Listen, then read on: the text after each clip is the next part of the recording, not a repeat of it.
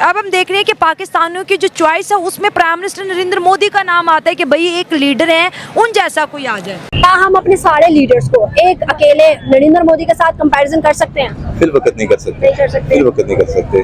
वो इसलिए कि वो अपने मुल्क के बारे में सोच रहा है, जो भी कर रहे हैं मगर मुल्क के बारे में सोच रहा है। इवन के हमारे लोग भी उनको मानते हैं, ठीक। सर सच से आंखें तो नहीं मेर सकते ना? कोई भी नहीं मेर रहा, हम भी नहीं मेर रहे, आप भी नहीं मेर रहे। सिर्फ ये है कि बातों की हद तक हम कुछ ना कुछ ऐसा कह देते हैं, अदरवाइज सच से मुंह नहीं फेर रहे हम, ठीक है। सच को छुपा जरूर रहे हैं। इंडिया के जो नरेंद्र मोदी है वो वर्ल्ड बेस्ट पीएम माने जाते हैं। जिस तरह उन्होंने इंडिया की तरक्की के लिए काम कर रहा है। जो मोदी जो है हम कहते हैं कि चाय वाला वो वज़ीर-ए-आज़म बनेगा, इनका जो है प्राउड से कहना चाहिए कि एक आम बंदा है वो वज़ीर-ए-आज़म बन गया, तो ये डेमोक्रेसी से हो सकता। अभी उन्होंने जो 10 साल में किया है तो इसे तो हाँ तो नहीं कर सकता, तो जाहिर सी बात है कि अगली 20 साल तक तो मोदी के अलावा कोई नहीं आएगा। दोस्तों, पाकिस्तानी आज एक दुआ पढ़ते हैं कि काश मोदी जैसा एक प्राइम मिनिस्टर, मोदी हमारे मुल्क का प्राइम मिनिस्टर होता, कितना अच्छा होता। और हकीकत है दोस्तों, अगर मोदी जी जैसे प्राइम मिनिस्टर, मोदी जी अगर उनके प्राइम मिनिस्टर होते तो वो अल्लाह से ज़्यादा उनकी पूजा करते। हकीकत है दोस्तों, इसलिए आज मोदी जी की इंडिया में पूजा होती है, क्योंकि मोदी जी ने काम किए हैं। मोदी जी ने गरीबों की सेवा की है, गरीबों को जमीन से उठाया है, और जो गरीबों का साथ देता है दोस्तों, भगवान उसका हमेशा साथ देते हैं। यही चीज़ है, यही चीज़ पाकिस्तानी, कुछ पढ़े लिखे पाकिस्तानियों को ये समझ में आ चुका है कि मोदी ने देश के लिए क्या कुछ किया है। और ये पाकिस्तान के तो जितने भी मिनिस्टर्स आए हैं, इन्होंने खून चूसा है, सुइयाँ चुबा चुबा के गरीबों के शरीर से ब्लड निकालने का काम किया इन्होंने। दोस्तों, ये कौम किसी की सगी नहीं है, अपनों को ही मार मार के खून पीती है। प्लीज़ कमेंट्स कीजिएगा और वीडियो को लाइक कर लीजिएगा और चैनल को सब्सक्राइब जरूर कर लीजिएगा। Thank you very much. ऐसी कौन सी माजी में देखिए हुकूमतें बदलती रहती हैं, ठीक है। माजी में हमने गलतियां की, मुशर्रफ साहब के भी इंटरव्यू आए, किताबें भी लिखी गई, हमारे नेशनल मीडिया पे भी इसको डिस्कस किया गया कि हमने दूसरे के जंगों में जो है टांगे अपनी फंसा के जो है अपने ताल्लुकात बिगाड़े हैं। इनका ये आदत है कि दूसरे के जंग में डॉलरों के लिए जंग लेना। अब उनका पूरा मुल्क उन्होंने तबाह कर दिया, तो अगर आपसे नफरत नहीं करेंगे तो क्या करेंगे। इंडिया ने तो उनके साथ ताल्लुकात अच्छी रख के उनके मुल्क अमन के लिए उन्होंने कोशिशें की, तो इसलिए इंडिया के जो नरेंद्र मोदी है वो वर्ल्ड बेस्ट पीएम माने जाते हैं। जिस तरह उन्होंने इंडिया की तरक्की के लिए काम कर रहा है, तो अपने पड़ोस मुल्क के लिए वो अच्छे ताल्लुकात बना रहे हैं, और हम वो ताल्लुकात बिगाड़ रहे हैं। तो यही वजह भी है कि इंडिया जितना ऊपर है और हम नीचे।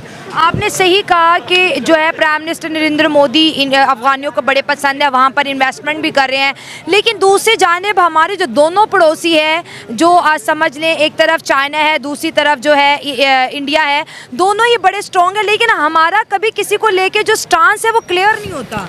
हमारा स्टांस इसलिए क्लियर नहीं होता क्योंकि हम अभी भी गुलाम हैं। हम वो इंडिया जो अफगानिस्तान के साथ ताल्लुक़ रख रहा है वो अपनी आज़ादी के लिए रख रहा है, लेकिन हम जो रख रहे हैं हम अमेरिका को खुश करने के लिए रख रहे हैं। हालांकि हमको अफगानिस्तान के साथ अच्छा ताल्लुक़ रखना चाहिए था। जो हमारे मुसलमान भाई है, हम ईज़िली उनको ब्रदरहुड में ला सकते थे, लेकिन हमने जो उनके साथ किया तो उसके लिए तो माफ़ी बहुत मुश्किल बात है। आप कह रहे हो कि जो उनकी तरफ से हमें नफरत मिल रही है ये वजह हमारी ही है, हमारी अपनी वजह है। हमारे बड़ों की जो 40 साल से हमारी जो बड़ी कर रही है ना। हम कहते हैं कि इंडिया में मुसलमानों को पसंद नहीं किया जाता, ये इंडिया में हिंदू लोग हैं वो मुसलमानों को पसंद नहीं करते।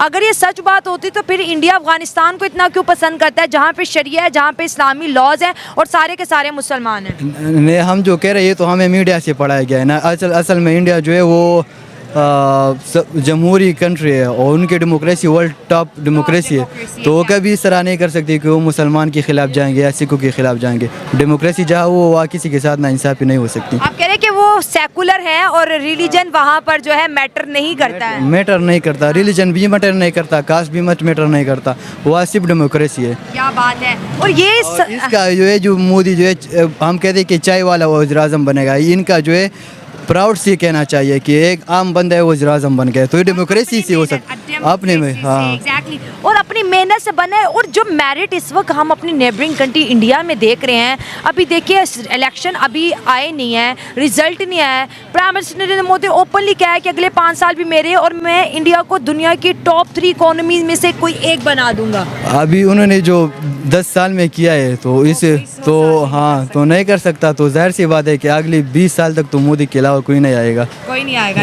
मैं तो उन्हें खुद खुद रिटायरमेंट अभी खुद रिटायर अभी जितने भी लाहौर में आप देखो जहाँ भी जाओ सब ये कहेंगे कि जो इंडिया से आई है जो हमारे बड़े उन्होंने गलती की है कि इधर आई है, हमें उधर रहना चाहिए था।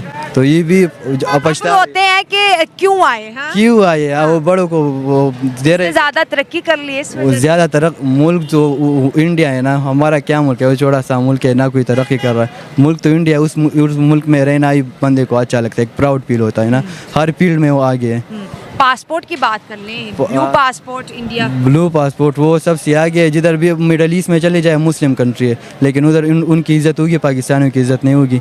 तो यही बात है, उनके वो तरक्की कर रहे, ताल्लुकात अच्छे बना रहे। हम सिर्फ अमेरिका के जंग के लिए डॉलर के लिए कर रहे सब कुछ।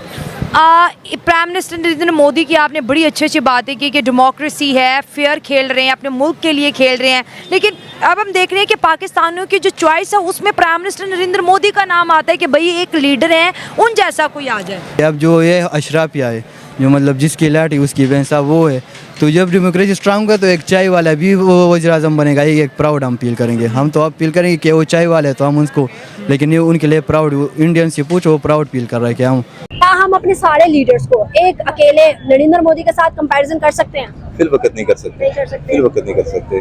वो इसलिए कि वो अपने मुल्क के बारे में सोच रहा है, जो भी कर रहे हैं, मगर मुल्क के बारे में सोच रहा है। हम मुल्क के बारे में नहीं, अपने बारे में सोचते हैं। स्टिल भी अभी भी देख लें, मतलब मियाँ साहब आए हैं, मैं क्या कहूँ कि वो आए हैं, तो अभी उनके लिए बहुत सारी चीजें, उनके कानून भी तोड़ा जा रहा है, सब कुछ किया जा रहा है। ठीक है, हर चीज में करप्शन मौजूद है। मुझे बताइएगा, क्या हम एशिया की सुपर पावर इस टाइम कंसीडर कर सकते हैं हिंदुस्तान को? डेफिनेटली कर सकते हैं मैम, अच्छा। इस हवाले से तो कर सकते हैं। बीइंग अ पाकिस्तानी, क्या हमें करना चाहिए? बिल्कुल नहीं करना चाहिए, हम तो नहीं करते, बाकी अदरवाइज बहुत सारे लोग करते हैं, इवन के हमारे लोग भी करते हैं, उनको मानते हैं। ठीक सर, सच से आंखें तो नहीं मेर सकते ना? कोई भी नहीं मेर रहा, हम भी नहीं मेर रहे, आप भी नहीं मेर रहे। सिर्फ ये है कि बातों की हद तक हम कुछ ना कुछ ऐसा कह देते हैं, अदरवाइज सच से मुंह नहीं फेर रहे हम। ठीक है, सच को छुपा जरूर रहे हैं। क्या कहेंगे वर्ल्ड कप लेके आने का? बाबर आजम तो कहते थे भाई ग्राउंड, इधर मैं माइक पे कुछ नहीं बोलूंगा, ग्राउंड में जाकर जवाब दूंगा। इंडिया ने वहां पर इन लोगों को सांस लेने नहीं दिया, लाजवाब कर दिया ना। अब यही तो है ना, जब हमारे अंदर से गैरत ख़त्म हो जाएगी, इस कौम से गैरत जब ख़त्म हो जाएगी, फिर अल्लाह ताला की तरफ से वो मदद नहीं आएगी।